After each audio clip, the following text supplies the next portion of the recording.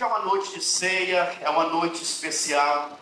Eu quero compartilhar com vocês uma palavra que Deus colocou no meu coração. E eu gostaria que você abrisse a sua Bíblia no livro de 1 Coríntios, capítulo 11, a partir do verso 20. Nós vamos ler a partir do verso 20.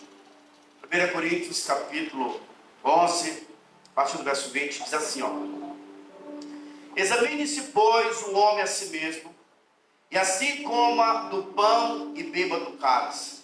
Pois quem come e bebe sem discernir o corpo, come e bebe juízo para si. Eis a razão porque há entre vós muitos fracos e doentes, e não poucos que dormem. Pai, obrigado pela tua palavra que é tão poderosa. Tua palavra, ó Deus, que é pão. Tua palavra que é, ó Deus, espada que separa o que é do céu do que é da terra. Seja a tua palavra vida no nosso espírito, que os nossos olhos se abram quando a tua palavra for ministrada. Nós não queremos apenas, ó Deus, palavras lançadas ao vento, mas que ela seja como, ó Deus, um martelo que esmiuça o coração endurecido. Que a tua palavra seja como fogo, ó Deus, que queima toda a incredulidade. Nós queremos receber tudo aquilo que o Senhor tem para as nossas vidas, em nome de Jesus. Amém e amém. A verdade é que Deus tem para mim e para você vida abundante. Na nova aliança nós recebemos a abundância do Senhor. A promessa de Deus é que você não vai se cansar, não vai se fadigar, mas será renovado dia após dia. A Bíblia diz que a maior referência de Deus no Velho Testamento é a referência de um pastor que cuida das suas ovelhas, que leva as suas ovelhas para os pastos verdejantes, lugares onde estão florescendo, não num lugar seco. Deus nos leva para as águas tranquilas. É Ele quem refrigera a nossa alma. E ainda que nós andemos pelo vale da sombra da morte, nós não iremos temer mal algum, porque o Senhor está conosco. Pode receber essa palavra. A promessa de Deus é que o Senhor vai te colocar como cabeça e não como cabo. A promessa é que você é templo do Espírito Santo, herdeiro de Deus. Você foi chamado para se apropriar de todas as bênçãos de Deus. Se você é herdeiro de Deus, você também é co-herdeiro com Cristo Jesus. Fomos chamados para reinarmos em vida. Deus te chamou para reinar. O Senhor nos chamou para sermos luz do mundo. A luz brilha, a luz se manifesta. Nós somos como a luz da aurora que vai brilhando, brilhando, até ser dia perfeito.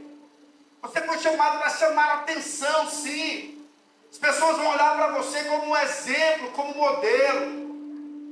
Lucas diz no livro de Atos, capítulo 1, verso 8, que nós receberíamos poder ao descer sobre nós o Espírito Santo, e nós seríamos as testemunhas do Senhor.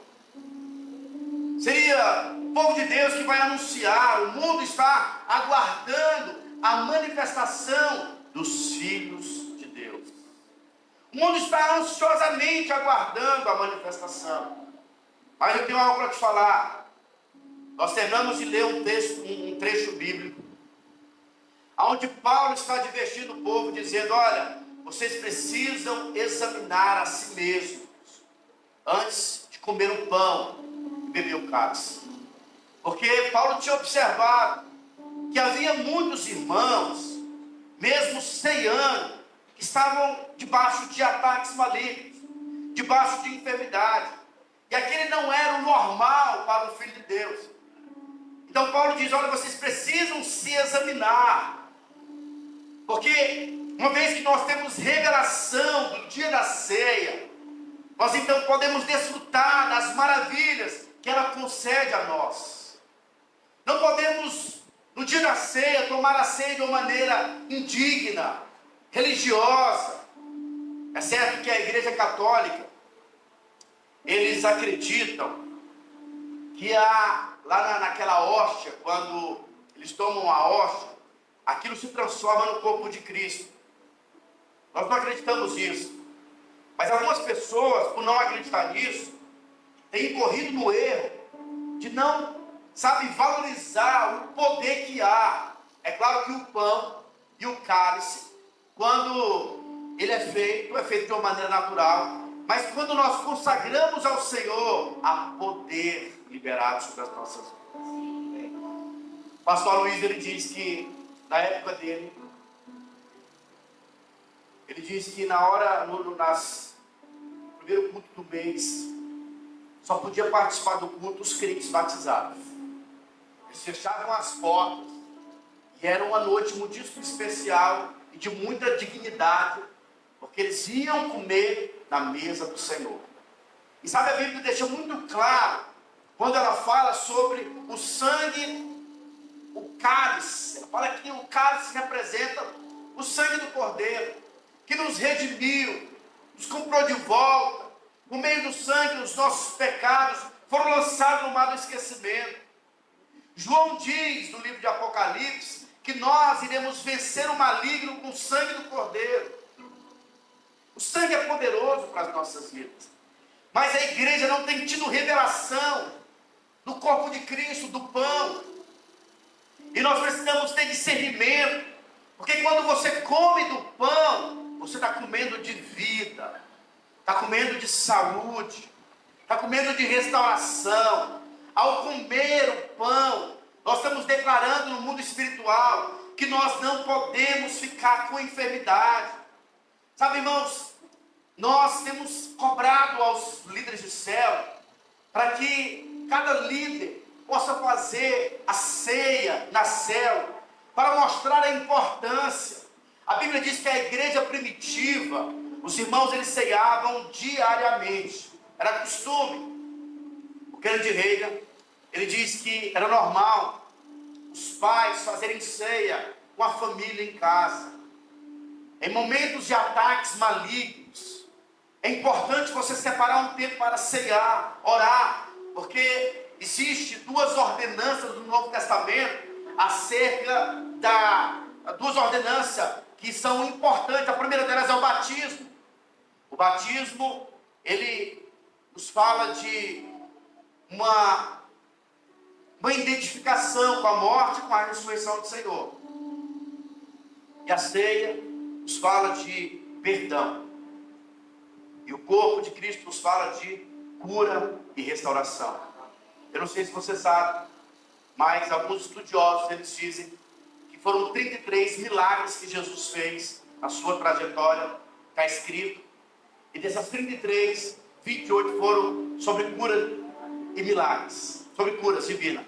E 24 foi sobre cura no corpo.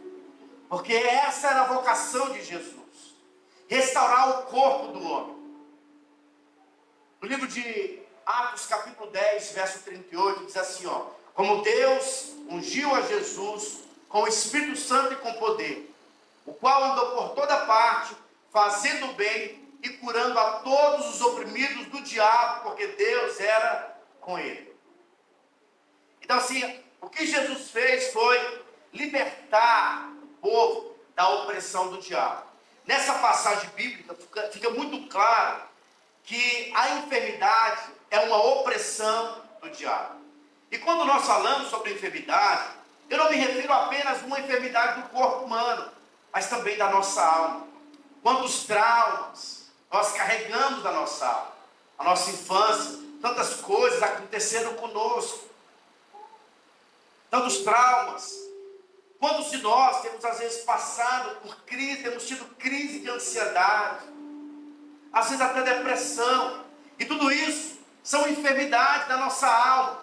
E o corpo de Cristo, que aponta para o pão no dia da ceia, ele é como cura para o seu corpo, para a sua alma. Precisamos declarar essas verdades.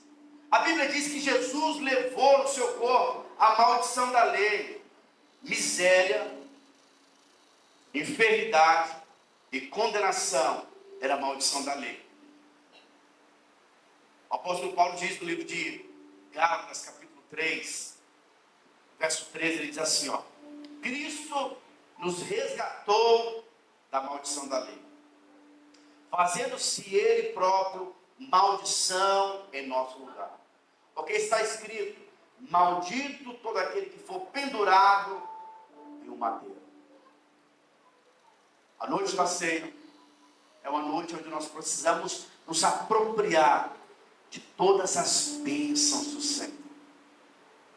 O povo mais abençoado da terra é a igreja.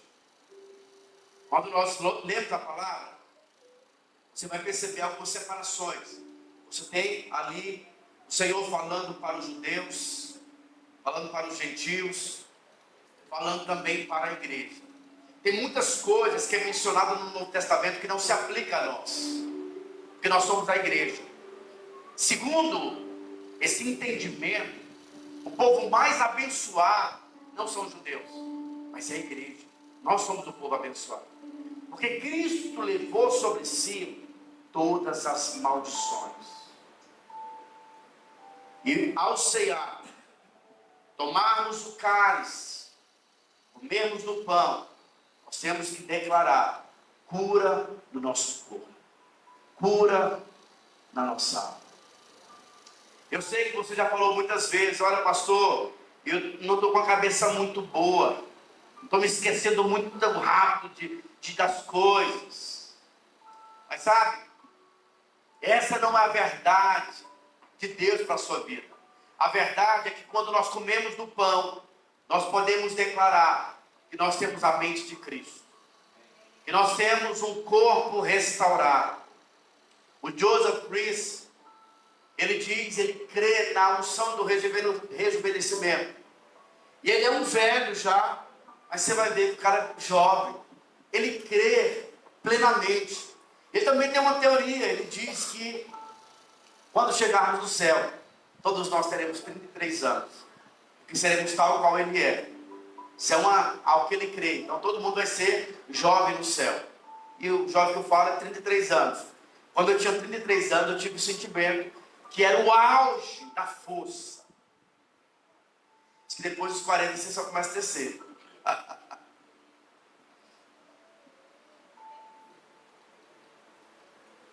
Quando nós ceiamos, nós então estamos nos apropriando do último Adão. A Bíblia diz que o primeiro Adão, que ele trouxe junto consigo, por causa das suas decisões, maldição para a terra e para o corpo humano. Mas para isso se levantou o último Adão, para desfazer as obras do diabo. Dia de ceia é dia de declararmos que toda maldição é removida das nossas vidas. E nós nos tornamos seres espirituais. Eu li um livro esses dias, e o título do livro era Servindo a Deus do Espírito. O Kennedy Hagin começa a dizer que ele declara: eu sou um espírito. Eu sou um espírito. Eu tenho uma alma e habito no corpo. Ele não é uma alma, ele também não é o corpo. Ele é um ser espiritual. E por isso ele é guiado pelo Espírito. Os filhos de Deus são guiados pelo Espírito, são guiados pela promessa. Mas sabe, irmãos, o apóstolo Paulo, ele diz, ele percebeu que os irmãos estavam tomando a ceia sem discernir o corpo, e havia entre eles muitos enfermos, e alguns estavam até morrendo, porque estavam tomando a ceia de uma maneira irreverente, sem revelação, de uma maneira religiosa.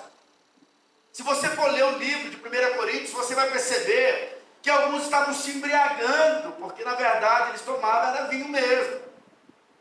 Outros ficavam um dia inteiro sem comer, e eles achavam que ia jantar no momento lá da ceia.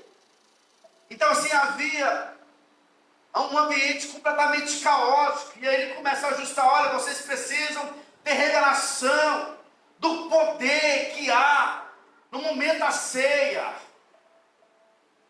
Se houver algum enfermo normal, é você ir lá no leito, lá no hospital, orar pelo enfermo com a ceia.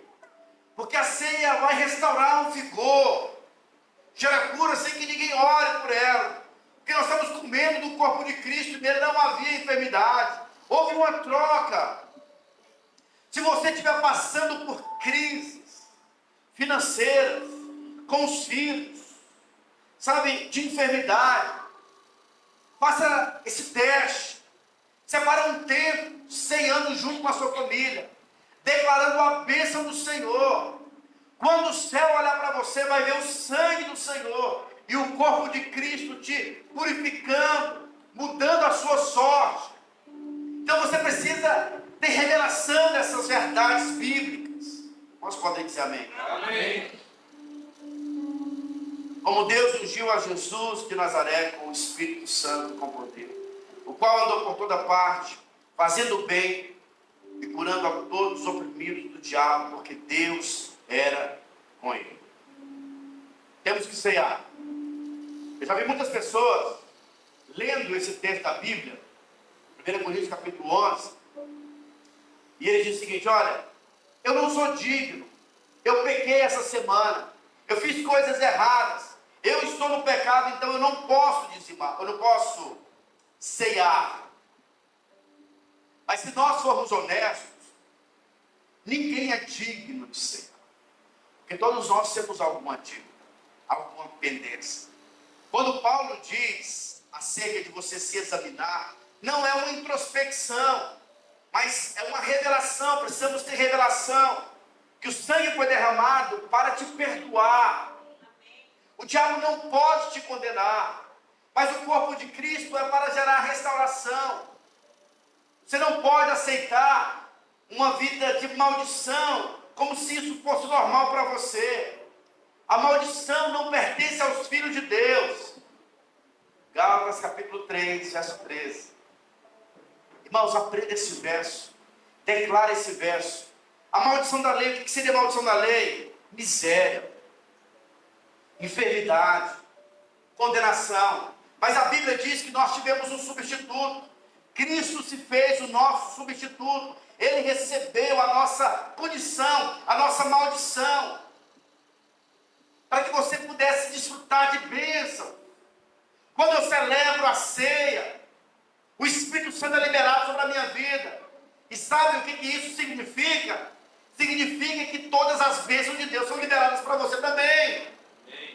Como nós temos revelação da presença do Espírito Santo nas nossas vidas, coisas boas irão acontecer com você. Foi isso que aconteceu com Jesus. A Bíblia diz que como Deus ungiu a Jesus com o Espírito Santo e com poder, o qual andou por toda parte, fazendo bem e curando a todos os oprimidos do diabo, porque Deus era com ele. Mas não é diferente no livro de Mateus, capítulo 28, verso 20. Jesus disse: eis que estou com vocês todos os dias, até a consumação dos séculos. Então, se Ele está conosco, isso é sinal de que milagres vão acontecer. Porque Jesus expulsou as opressões do diabo, porque isso não faz parte do reino dos céus. E se o Senhor está com você, a bênção está com você.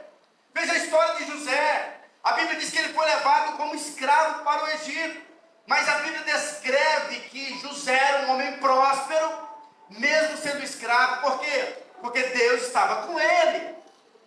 Se Deus está com você, isso é sinal de bênção. Sabe, é sinal de cura. É sinal de restauração, é sinal de reconciliação. Você tem a bênção de Deus, e quando nós ceiamos, nós estamos celebrando essas verdades, decretando as verdades dos céus, crendo pelo Espírito da fé, nessa grande substituição. 2 Coríntios capítulo 8, verso 9 diz que Ele se fez pobre para que nós nos tornássemos ricos. Pois conheceis a graça de nosso Senhor Jesus Cristo, que sendo que, irmãos, se fez por amor, para que pela sua pobreza vos tornasseis ricos. Isso só se aplica para quem encontrou a verdadeira riqueza. Eu sei que é muito bom ter milhões na conta. Eu coloquei lá no meu escritório, meu primeiro milhão. Vou alcançar. Mas sabe, a verdadeira riqueza é encontrar o maior tesouro, Cristo Jesus. Quem encontrou Jesus encontrou a verdadeira riqueza e é milionário. Certa vez eu li um livro de um pastor muito abençoado aí. E aí diz que uma emissora muito importante foi fazer uma reportagem com ele. E aí tentaram apertar ele e dizer o seguinte: é verdade que você é milionário como pastor? Aí ele falou: olha, essa é a maior mentira que criaram. Eu não sou milionário, eu sou bilionário. Porque eu tenho uma esposa abençoada, filhos saudáveis, durmo em paz todos os dias, tenho a unção do Espírito, e na verdade não sou milionário, eu sou bilionário. Porque recebeu a verdadeira riqueza, e você também é bilionário. Você recebeu a verdadeira riqueza. E a noite de ceia é noite em que nós nos apropriamos da cura divina, da restauração. É dia ou noite de você ressignificar algumas coisas na sua vida. Eu tenho me apropriado dessas verdades. Uma vez eu estava orando, saltou no meu espírito a palavra de 1 Pedro, capítulo 2, verso 9.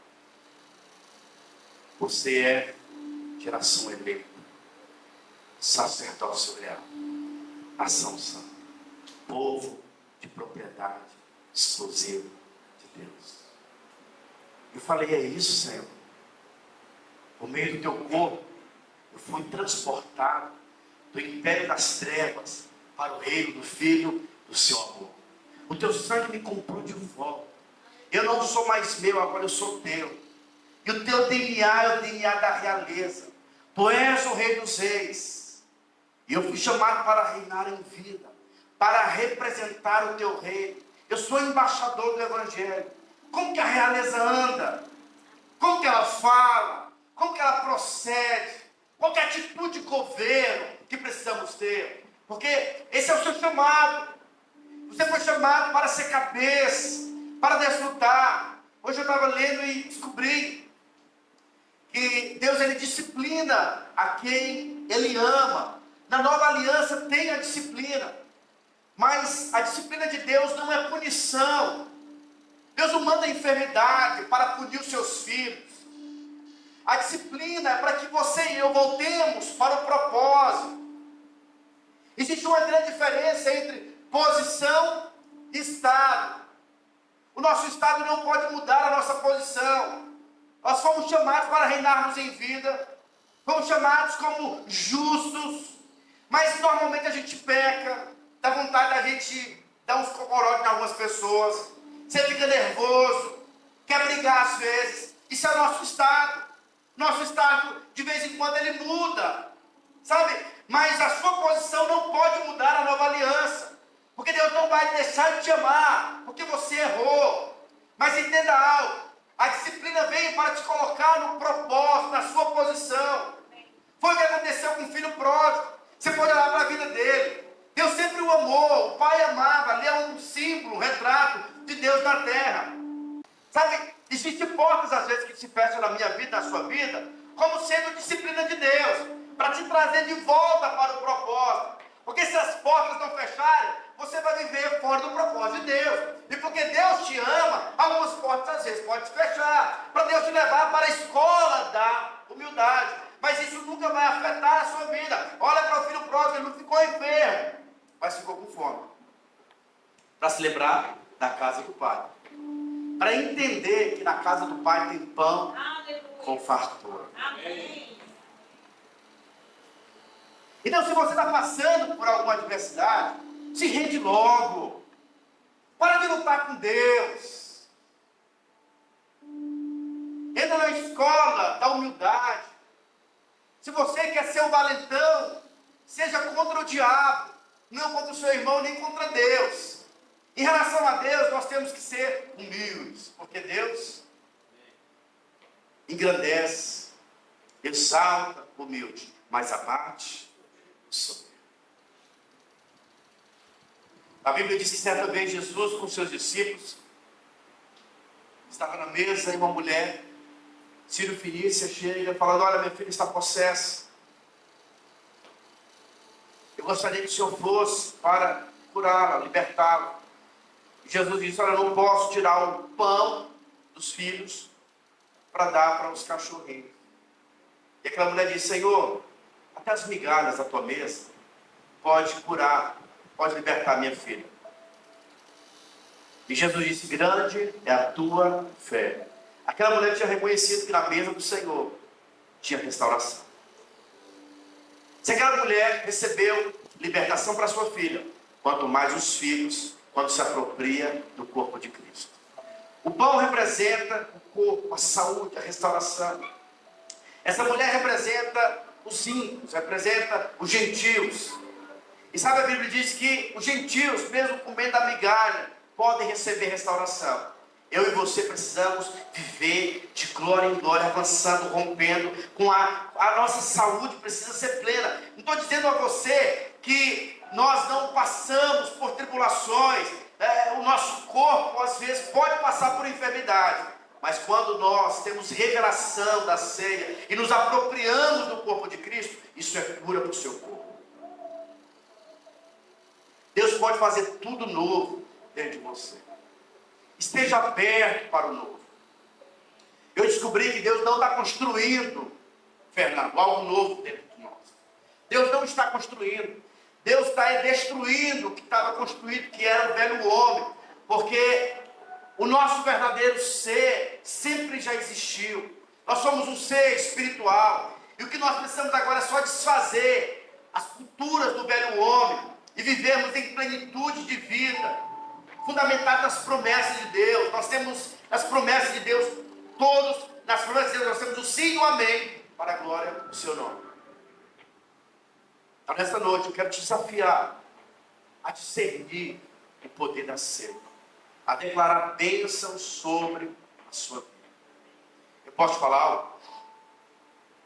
A maneira mais digna de alguém que tem revelação do sangue e do corpo de Cristo é andar de cabeça erguida, nunca cabisbaixo. Eu tenho aprendido que sempre que você menciona o seu passado de uma maneira triste, se vitimizando, você está glorificando o diabo. Porque a Bíblia diz que o nosso passado já foi resolvido. Você pode voltar no seu passado em duas ocasiões. A primeira é para você resolver o que não foi resolvido. Resolva tudo aquilo que precisa ser resolvido. Perdoa quem tem que perdoar. Se tem alguma pendência que você não resolveu, resolve. Não que Deus não te perdoe, mas para você ter um bom testemunho. Então resolve situações que precisam ser resolvidas. A segunda maneira ou forma de você voltar é para você lembrar das maravilhas que Deus fez na sua vida no passado. Da onde Deus te tirou. O Senhor fez isso com Davi, dizendo: olha, eu te tirei de trás das malhadas. Então a posição que você está, você não pode se gloriar. E nós temos que lembrar dos marcos espirituais. Tem situações da nossa vida que é um marco. O dia que você nasceu de novo.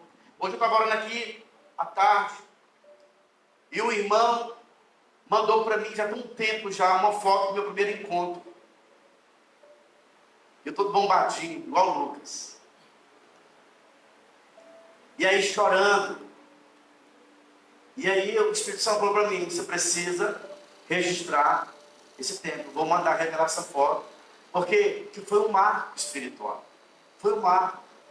Você precisa ter marcos espirituais. Que você vai olhar para trás e vai perceber o que a cruz fez na sua vida. O que o sangue do Cordeiro fez na sua vida.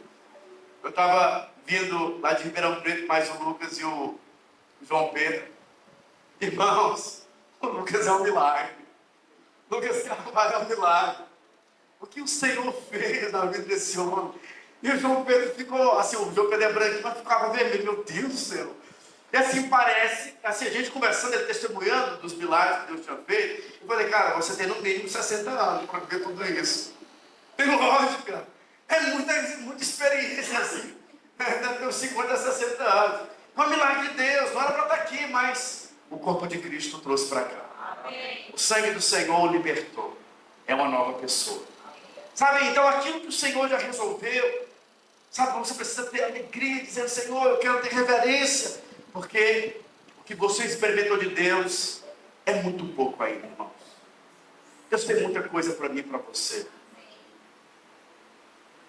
Se você ainda estuda, comece a declarar, Deus, eu quero só como Daniel, me explica essa lei, eu quero ser só 10 vezes mais inteligente do que o aluno mais dedicado e mais inteligente da minha sala. Só 10 vezes que eu quero. É uma promessa de Deus. Pela cruz nós nos apropriamos. Sabe, lá nos Salmos, o salmista diz que a vida de um homem vai de quantos anos, irmãos? Vai até 70, e que passar disso é o quê? Fadiga. Isso é fundamentado na velha aliança. Na nova aliança, você foi chamado para ter longevidade.